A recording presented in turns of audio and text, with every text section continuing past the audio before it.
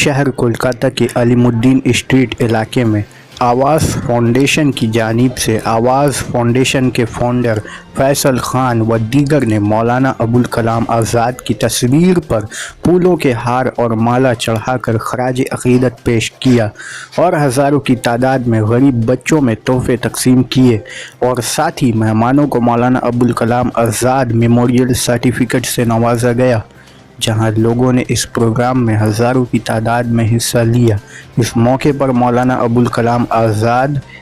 के भाई के पोते नदीम अयाज़ और पोती हुस्न आरा सलीम भी मौजूद थीं।